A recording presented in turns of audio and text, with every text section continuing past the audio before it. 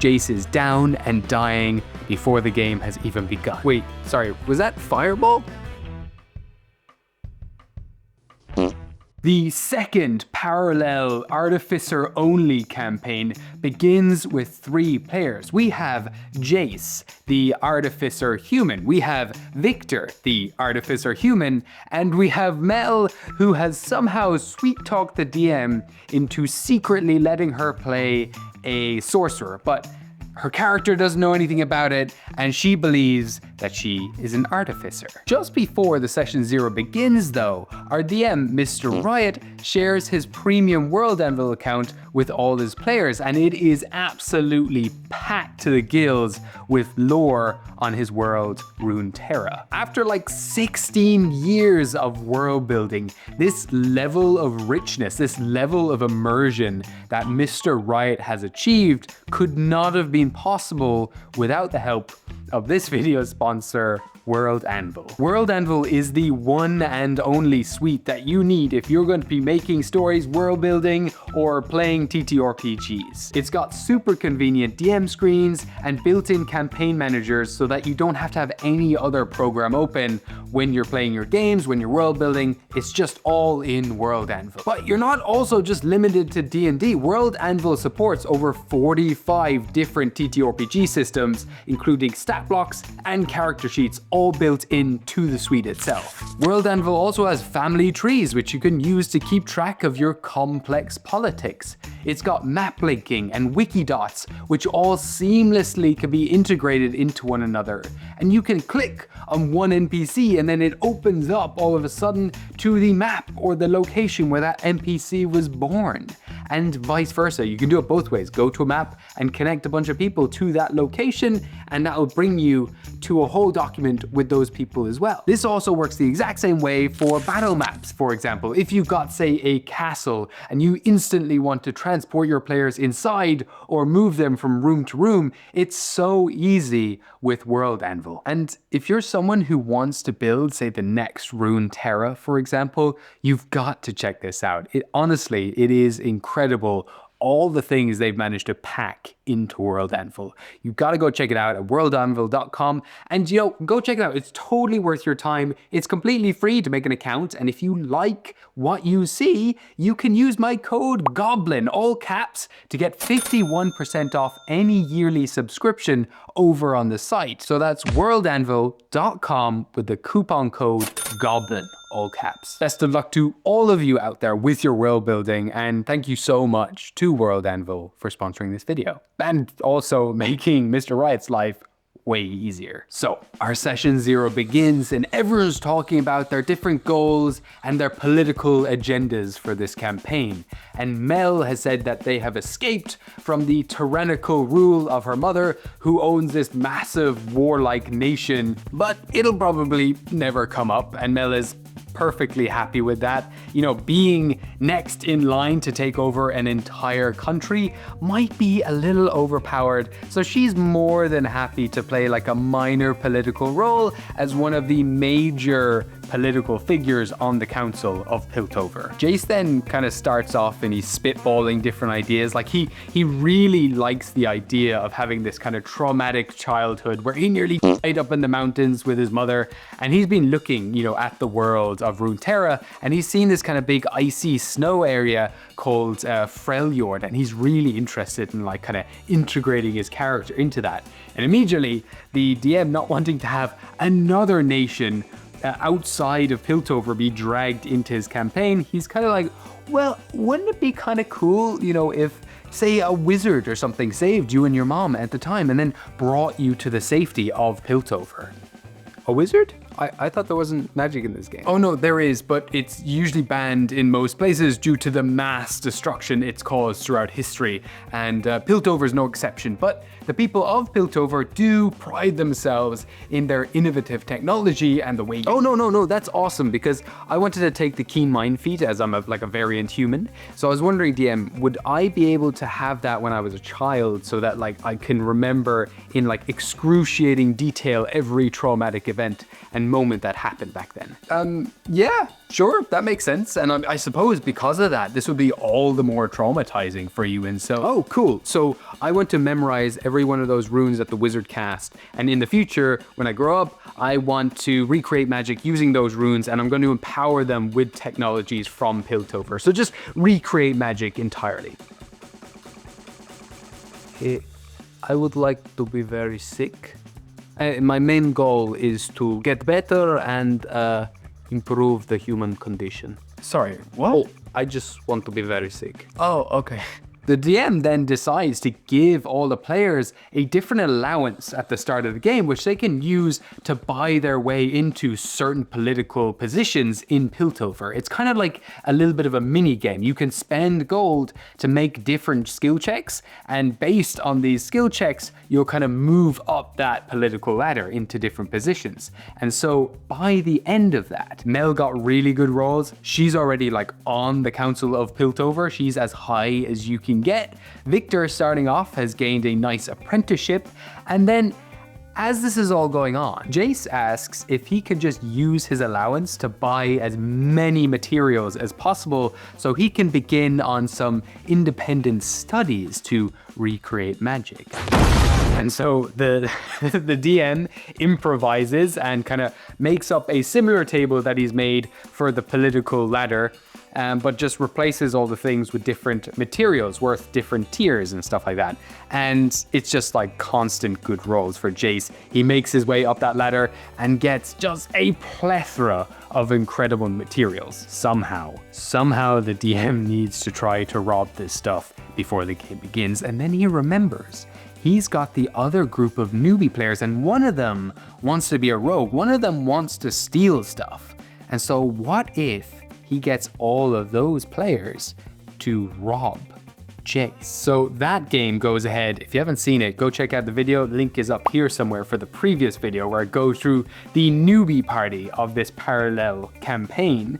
But yeah, Session 1 starts for this advanced campaign, this artificer political campaign. Everyone sits down, has their snacks, takes out their character sheets, gets settled down. They're super excited to play. The DM turns to Jayce and asks him to roll a dexterity saving throw. Jayce rolls a 7 and takes 8d6 lightning damage. Jayce is down and dying before the game has even begun. Wait, sorry, was that fireball? Yeah, but you could have a friend nearby that like stabilizes you. It's fine. Oh, okay. Who's that? Caitlin.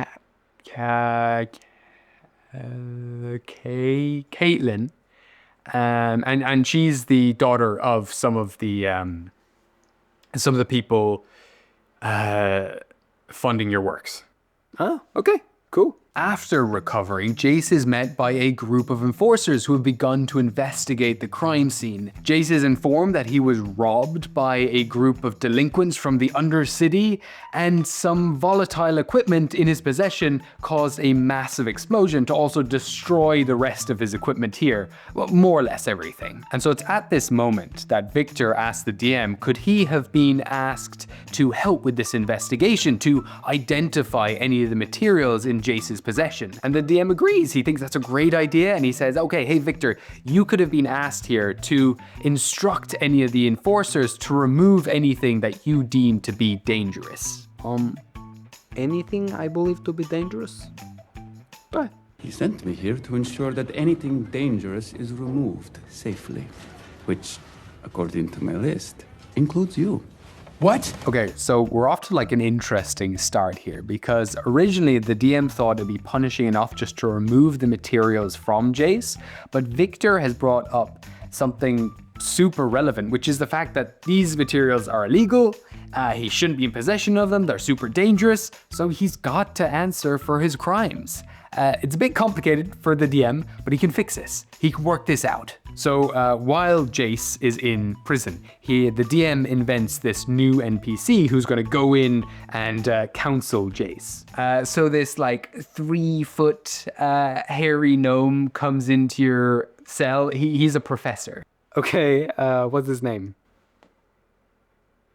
Professor Heimerdinger, I believe I've discovered something truly incredible. So Heimendinger warns Jayce just to keep his head down, to apologize, to be quiet when he is brought to trial. And the DM also takes this moment to explain to the players, okay, you're probably not going to be unalived very often in this campaign. However, being exiled from the city of Piltover is equally as bad. If you are exiled from the city, you're essentially out of the campaign, and this is very much a possibility in this moment.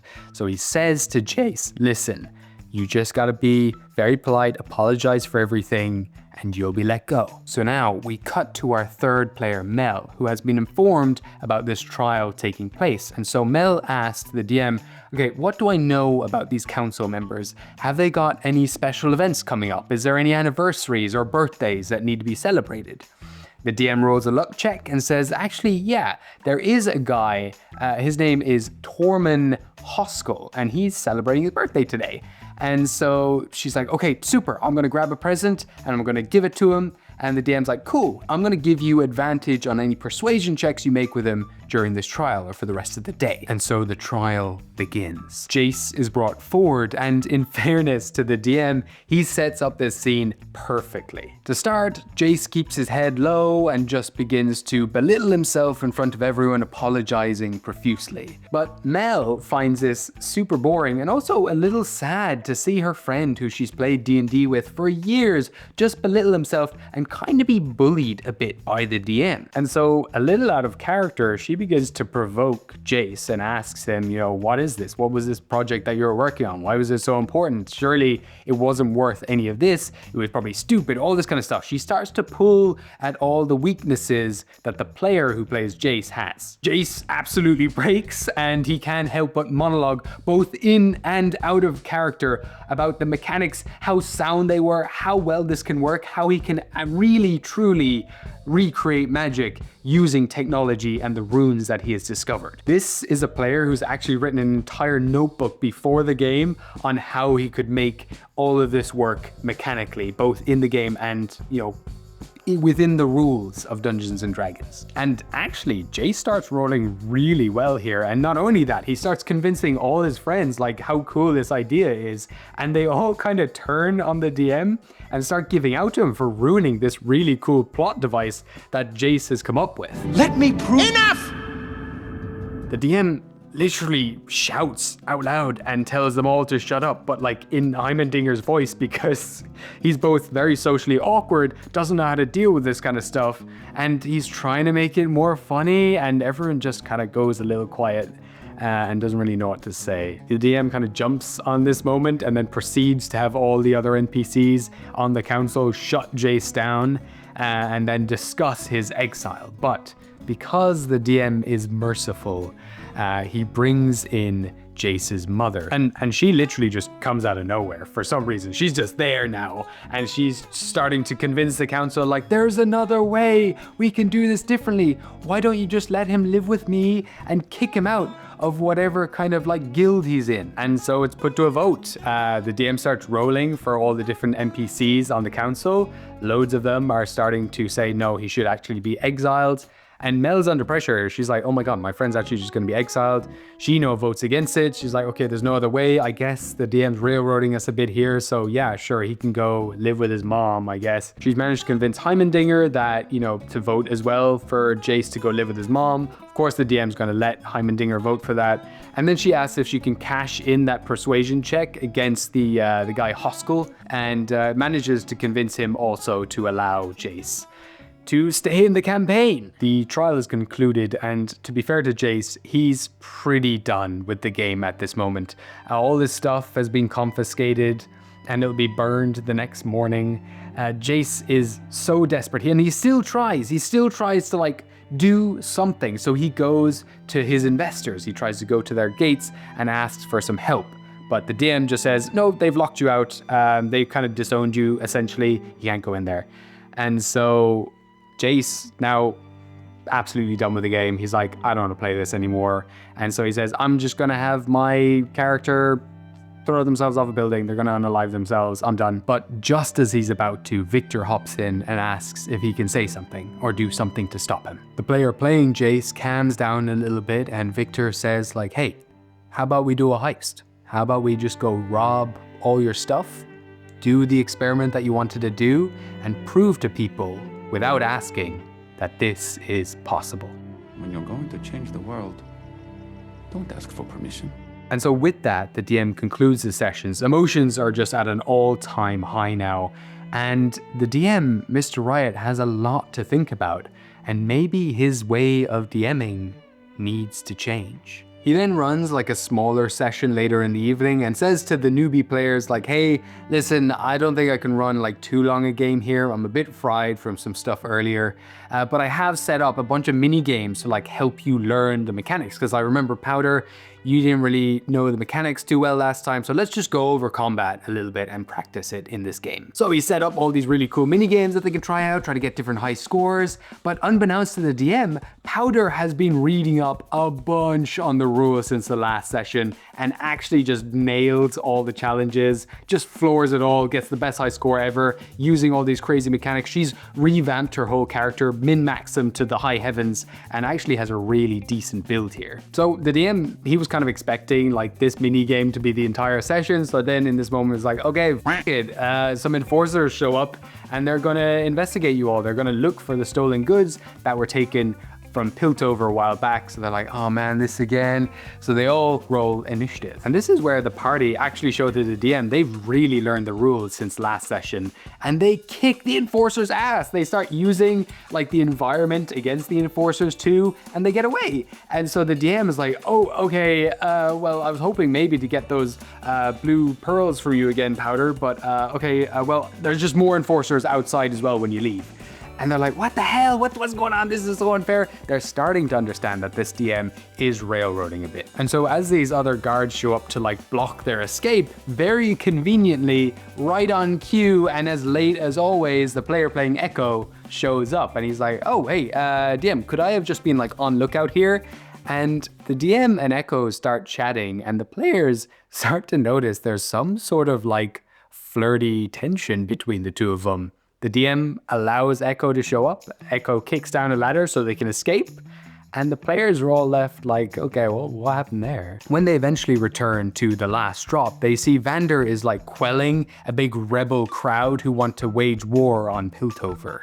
And actually the party are super pumped with this idea and they actually want to start a rebellion of their own. They want to take part in this. And it's in this moment that Echo says to the party, like, in the last session, I saw Vander talking with some enforcers. They gave him a scroll of sending, and they seem to have some sort of deal there. And so the party is left thinking like, oh, can we trust Vander? But before they can make a decision, it's at this moment that the enforcers who are chasing them arrive at the last drop. Vander gets them all to make some stealth checks. And so while they're hiding, they also have to make some constitution and strength saving throws so they don't fall off from the awkward hiding places that they're stuck in. Powder barely makes all of her saves, but they actually get by and are safe again. And so the players confront Vander and ask him about this uprising, you know, what's going on? Can we take part in it? All that kind of stuff. And so the DM gets Vander to monologue about the dangers of such things and how badly the last rebellion went. But the DM is kind of using this as a form of reverse psychology. Like he wants to set the stakes. He wants to set the stage and kind of excite the players about this kind of rebellion, like all the things that can happen from it, basically using the previous history, the previous rebellion, to describe to the players, you know, what can happen in the future of this game. And you know, it works for the most part. A lot of people are quite excited as well to tell this tragic story, except for Vi, who is now secretly DM'd the DM and asked if they can make a stealth check to try and steal the sending scroll from Vander. So the DM allows it, and they succeed. They get the stealth check, they steal the sending scroll, and they ask, with this, can I turn myself in? And the DM freaks out. This is the only thing that is going to diffuse all of the tension from Piltover and Zon. This is the only action that a player could make to stop that war from ever breaking out. The entire plot of this campaign. The DM needs to do whatever they can in their power to stop Vi.